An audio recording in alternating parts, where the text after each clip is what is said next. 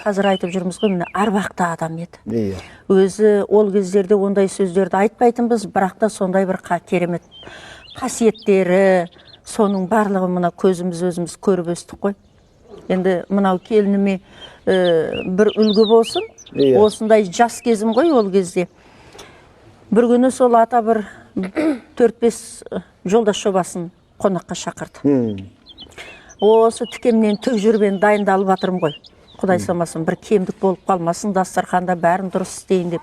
Күні түні жүгіріп осы қонақты атқардым. Жаңағы қонақтар риза болысып, маған баталарын берісіп, сөйтіп ақ кет. Жаңағы қонақ кеткеннен кейін адам өзі отырағап бір шай ішетін әдеті бар ғой. Иә. Сөйтіп сол самаурынды жаңартып алып кеп қойып отырғаным сол.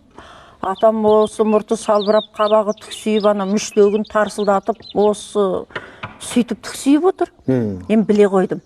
Өйткені мен әжептәуір үйреніп қалғам, ол кісінің жаңағы мінезінің қай кезде қалай болады. Иә. Осы самаурынның құлағына кірердей болдым. Ойпырмай не істеп қойдым деп. Иә. Соның кейін бір уақытысында айтты: "Ай балам, сен бүгін 4 қателік жібердің" деді. Ана қара.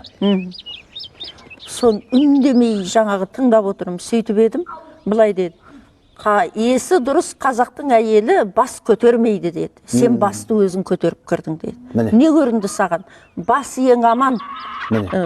Мынау сен әлі жассың, көрер қызығың алдыңда.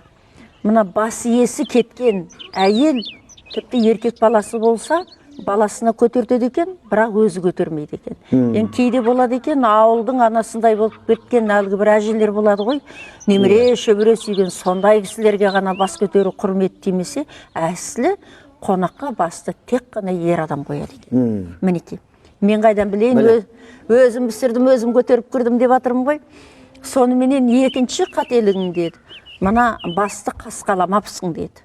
Кейбіреулер ақымақтанады, ана қасқалағанды крес салды деп ойлайды дейді. Ол ондай емес. 4 құбылаң тең болсын, маңдайың ашық болсын деген сөз деді.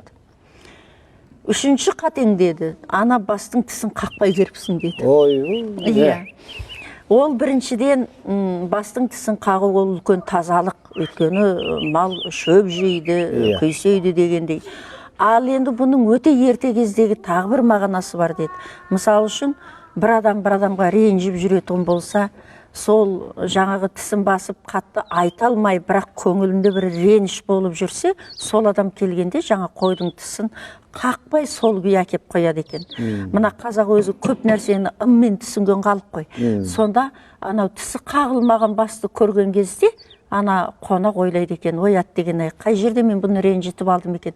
Мынаның маған бір тісін батыра алмай жүрген жері бар екен ау" деп барып жайлап сөз бастап кетеді екен. Енді жаңағы 4-ші қателігім, ата айтады: "Ай балам, қой шүйдесімен жүруші ме еді?